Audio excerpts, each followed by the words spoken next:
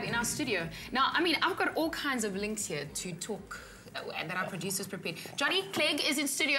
Oh, my word. Welcome back. Oh, thank you. You've just been to the US. Yes. Tell me about what you did there, because, I mean, I'm totally amazed. I'm sitting here next to Johnny Clegg, and we've been discussing what he's been up to. He's just come back from doing his show, the Royal Albert Hall concerts, and he's been in the US. He's bringing it to Cape Town, to South Africa again on the 31st of March in the Grand Arena, which means we have a chance to see an award-winning, world-acclaimed show.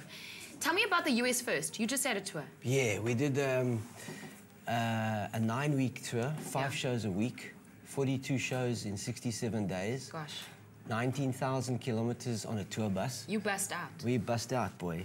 We are completely bust out. We are crazy.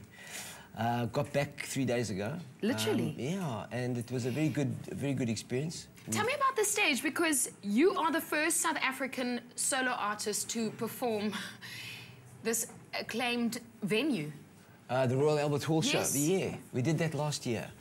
And there's been a call to bring it to Cape Town. So we're gonna, it's a very big production. It's audio-visual, documentary footage, amazing lighting. Yeah. It's replete with all the various dance traditions that I grew up with. Yeah. I tell stories, anecdotes. I play all my hits plus other songs.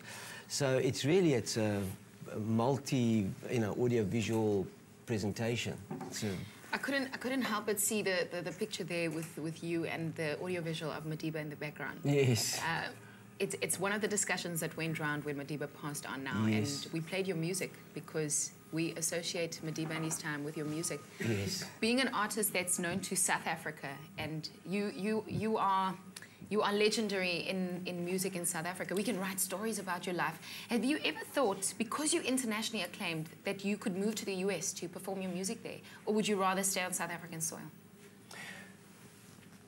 I think I'm rooted in South Africa. Yeah. I write from a South African perspective, and I think what occurred to me very, in the 80s already, that being shaped by the South African experience is what differentiates me in the marketplace. Yeah. If I move to LA or to New York, which you could, that connection is lost. And I would not be able to write or draw on those experiences. So I'm a South African performer, and I intend to remain so.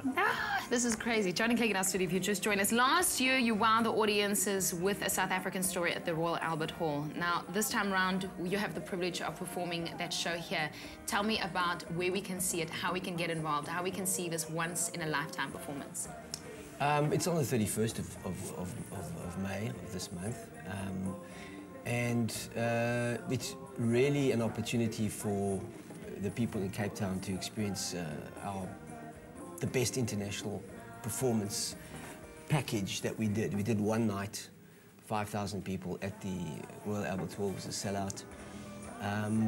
And it was a pretty difficult task to do, because we had to fly dancers in, we had to fly other technicians who know our show. Because, you're there for one day, you can't teach people. The lighting does this, when he goes like that, the lighting does that, and when he runs off the stage, you can... You run with him. Yeah. So it was a very big production. That is the production that we're putting on in Cape Town. Wow, well, it's exciting stuff. Johnny Clegg in our studio this morning on our Feel Good Breakfast show, 30 years.